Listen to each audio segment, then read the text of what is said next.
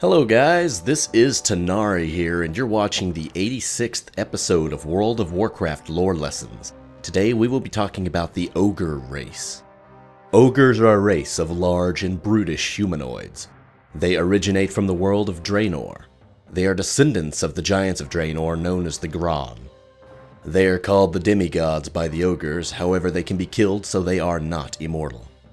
Even though they were the children of the gul'dan, they were badly abused by them and beaten. Often, they even had whip marks upon their back. They inhabited a mystery island floating on the bottom left of the map that was shown on the BlizzCon panel. However, they have extended all the way to Frostfire Ridge. They're the first race on Draenor to forge an empire. There are a lot of variations in size, so an average ogre can be anywhere from 6 to 15 feet tall. They may look fat and lazy, however they show incredible strength. Their skin tones range in color from shades of peach to red to deep blues and ashen black. They frequently have at least one horn on their head and can either have one or two eyes. Many ogres have the same hairstyle as the orcs and can grow hair on their chin and upper lip.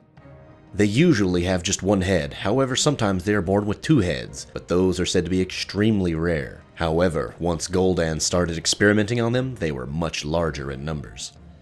A lot of races consider them to be rather stupid and slow, however their opinions are starting to change now. Even though they might actually be a bit slow, they are very cunning. Their society is all about strength. The leader of the clan is the strongest one in the clan. In order for another ogre of the clan to take the leadership, he would have to challenge the leader in a battle to the death. Ogres test unfamiliar groups to determine their power and possible intentions. They try to avoid conflict, often by having ogre warriors make displays of aggression, smashing the ground and shouting at their opponents, out of range of whatever weapons the opponents might possess. As a last resort, ogres have some skill in formation fighting and will use a combination of charges and withdrawals to try to surround enemies. Ogres will throw spears at a distance in waves, combined with the use of clubs and possible magical support from ogre magi. When committed to a fight, these giants are completely dedicated, only breaking from an engagement if their leader commands it. Besides their own tribes, ogres are often found employed as mercenaries, especially by the goblin cartels, who see their extreme strength and slow wits as an asset. In Outland, ogre lords rule over the weaker and less intelligent ogres. The language they speak is Low Common, however a few of them speak Common or Orcish. They were considered to be a playable race together with the goblins and the Naga, however they were delayed, which means they might become a playable race in the future. Ogres and orcs never got along. They were always under constant battle.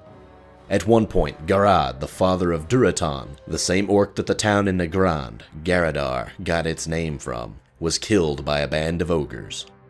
During the war against the Draenei, Blackhand, under gul'dan's instruction, allied with a group of ogres.